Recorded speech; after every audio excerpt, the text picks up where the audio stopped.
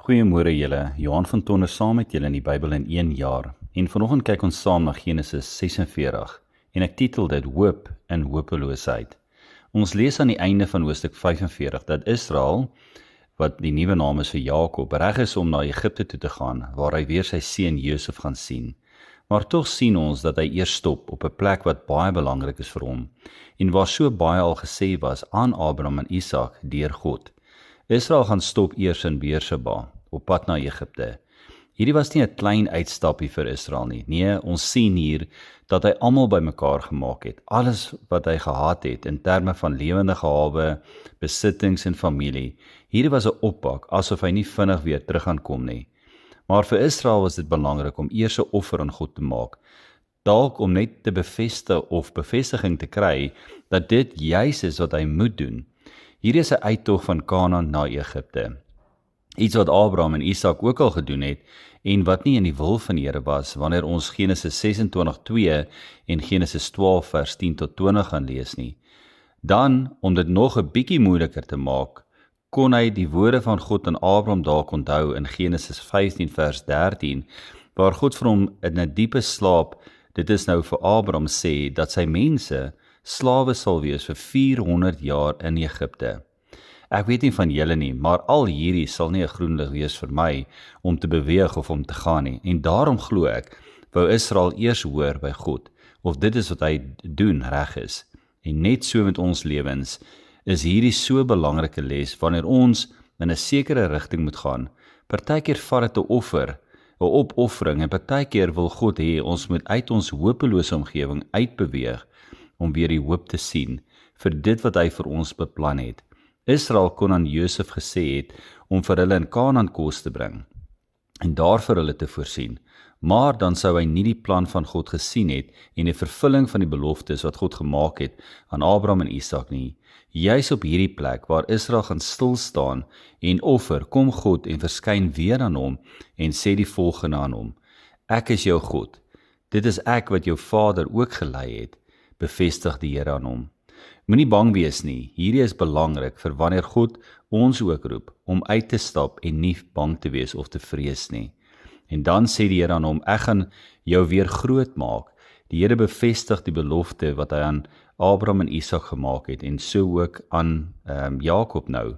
Egipte was nie die einde nie, maar die begin vir Israel en sy nageslag en uiteindelik ons verlosser wat dan deur hierdie nageslag sal kom. Net so wanneer ons uitstap, weet dat dit wat ons doen tot voordeel is vir die wat na ons kom. God sê dat hy saam Israel in Egipte sal wees. Wanneer ons in gehoorsaamheid beweeg, is God altyd teenwoordig deur sy Heilige Gees in ons lewens. En dan sê hy dat Josef sy oë sal toemaak. Hierdie is vir my so 'n teken van die goedheid en die liefdevolle goedheid van ons Vader. God se versekering dat ons tot die einde vertroosting sal kry. So net soos Israel het ons ook offers om te bring, dalk nie in die vorm van diere nie, maar ons leer dat ons liggaam 'n lewende offer is in Romeine 12 vers 1, dat ons lewens uitgegiet moet word as 'n offer volgens Filippense 2 vers 17, en dat dit wat ons gee volgens Filippense 4:18 ook belangrik is en 'n offer is, en dan ook ons aanbidding volgens Hebreërs 13 vers 15. 'n Offer voor God kan en dan ook moet wees.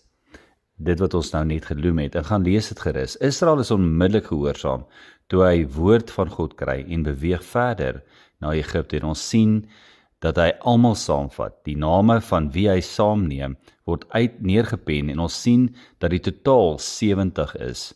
Hierdie sluit nou Josef in en sy 2 kinders. Hierdie 70 wat saamgevat word, is juis die wat God gaan vermeerder volgens sy belofte en die Israeliete 'n sterk en groot nasie maak, waar hulle in 'n land van oorvloed gaan woon en die beste kry in die land van Egipte, waar hulle kan vestig en na hulle kuddes kan omsien. Josef gebruik wysheid en maak seker dat wanneer hulle gevra word watter kundighede hulle het, dat hulle moet sê dat hulle herders is. En so eindig hulle in Goshen, waar hulle kudde kan laat wei in seker die beste gedeelte van Egipte. In die laaste paar verse sien ons waar Israel na omtrent 20 jaar weer vir Josef ontmoet en waar hulle vir 'n ruk op mekaar se skouers staan en huil. En dan sê Israel die volgende in vers 30. Toe sê Israel vir Josef, nou kan ek maar sterf. Ek het jou gesien, jy lewe nog. Hierdie hoofstuk, wanneer jy hom die eerste keer lees, klink amper net asof dit inligting is van Israel wat trek na Egipte, maar dit is soveel meer. Dit is nie net die begin van God se plan om sy belofte aan Abraham te vervul nie. Dit is eintlik meer. Dit is 'n heenwyse na Jesus. Isak en nou selfs Jakob word dan bevestiging gegee dat juis hierdie belofte volbring gaan word. Maar soos ek gesê het, is dit ook direk 'n heenwyse na Jesus Christus, ons verlosser, en die evangelie word so mooi opgesom. God wys hier dat sy verlossingsplan nie net vir die Jode gaan wees nie, maar ook vir die heidene. Daarom trek hulle uit Kanaan na Egipte toe. Die evangelie is nie net vir my en jou nie, maar vir elkeen met wie ons in aanraking kom. Israel ontmoet Josef en Heil, dieselfde gebeur in die Nuwe Testament in Lukas 2 vers 25 tot 32, toe Simeon deur die Heilige Gees gewys was dat hy nie sal sterf voordat hy ons Josef, dit is nou Jesus Christus, die verlosser sal sien nie.